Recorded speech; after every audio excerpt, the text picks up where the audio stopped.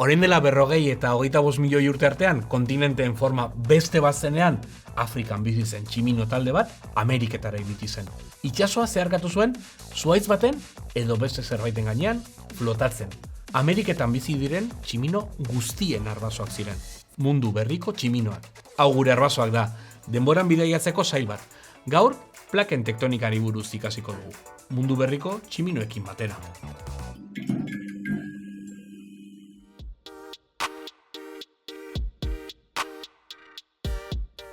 Orain dela 40 milioi urte, sudurzuloak berantz ditugun katarrinoen eta sudurzuloak alborantz dituzten platirrinoen arteko bereizketa eman zen. Platirrino, sudurlaua. Ziurrenik Afrikan gertatu zen bereizketa hau, eta bi taldeak bertan izan ziren tarte batez. Gaur egun, hala ere, sudurra laua eta sudurzuloak aldeetarantz dituzten tximino guztiak Ameriketan bizi dira. Eta sudurra berantz dugun guztiok Afrikan eta Eurasian. Baina nola iritsi ziren gure lehengusu sudurlauak Amerikaraino? Orangutanak batu zitzaizkigun bideoan esan genuen bezala, kontinenteak mugimenduan daude. Ameriketara egindako bidaia ulertzeko, komeni zaigu mugimendu hori hobeto ezagutzea. Lurraren kanpo geruzari litosfera deitzen diogu, arroka zurrunez osatutako geruza bat. Litosfera deitzen dugun zatia, lurrazalak eta kanpo mantuak osatzen dute. Azpian, astenosfera deitzen dugun eremua dago. Astenos, indarri gabea. Astenosfera ez da likidoa, asko pentsatzen duten bezala, solidoa da ere. Baina beroagatik bere materiaren 0,1 inguru urtuta dago eta horrek mugimendu ematen dio. Gutxi gora bera, plastilinari gertatzen zaio bezala, baina asko solidoagoa da. Litosfera, beraz, astenosferaren gainean flotatzen dago. Mantuan dauden dentsitate aldaketek korronteak eragiten dituzte azpiko materialean. Eta horrek goian dagoen materiala mugiarazten du.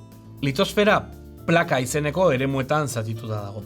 Plaka bakoitzak mugimendu bat du, baina lurra ezin da handiagoa edo txikiagoa egin, beraz. Plaka bat bestetik urruntzen ari bada, nonbait ariko da bata bestearen azpian sartzen.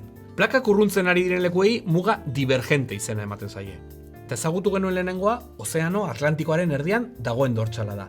Plakak elkartzen diren lekuei muga konvergente izena ematen zaie. Eta ohikoak dira bertan fosak edo mendikate handiak. Adibidez, Himalaia edo Pirineoak kontinente batek beste batekin talka egiten duenean. Edo Andeak, plaka bat bestearen azpian sartzen denean. Plaken tektonika deitzen den fenomeno hau erraz ikus daiteke Hego Amerika eta Afrikako kosten forma ikusten baduzu. Ondo begiratzen baduzu, puzzle baten bi pieza ematen dute. Bata bestearekin erraz lotu daitezke. Bai, Hego Amerika eta Afrika eta Australia, India eta Antartika. Batuta egon ziren, Gondwana izeneko kontinente batean. Baina orain dela 130 milioi urte inguru, bi plaka horiek bere izen hasi ziren eta Atlantikoa sortzen. 100 milioi urte beranduago. Atlantikoa jada existitzen zen, baina ez zen gaur egun bezain zabala. Uste dugu 1000 kilometro inguruko zabalera zuela, eta agian erdialdean gaur egun existitzen ez diren uharte batzuk bazirela. Itsas maila ere gaur egungoa baino basuagoa zen, eta itsasoetako korronteak oso desberdinak. Oraindik Hego eta Ipar Amerika ez zeudelako elkarrekin.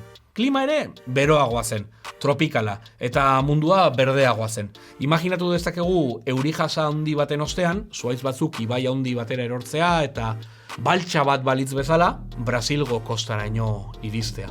Zuhaitz horien gainean tximino taldeak bidaia lezake, uhartez uharte. Bidaian badu zer jan eta iristen den leku bakoitzen mundu berri bat bere aurrean.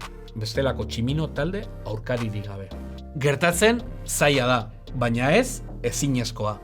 Aurkitu ditugun fosilekin badakigu hau behin baino gehiagotan gertatu zela. Eta ez soilik primateekin. Narrastiak, karraskariak eta landareak horrela iritsi ziren kontinente batetik bestera. Askoz beranduago, Hego eta Ipar Amerika Panamako istmoarekin batu zirenean, Hego Amerikan bizi ziren primateak iparralderako bidea hartu zuten, gaur egungo Mexikoraino. Gure lehengusu sudurlauen familia zabala da, primate espezien 120 inguru, eta guztien arbasoak flotatzen iritsi ziren Afrikako kostaldetik Atlantikoa gaur egun, baino estuagoa zen garai batean. Hau gure arbasoak da eta ikusgelan zaude. Gustatu bazaizu, arpidetu eta eman like. Urren arte!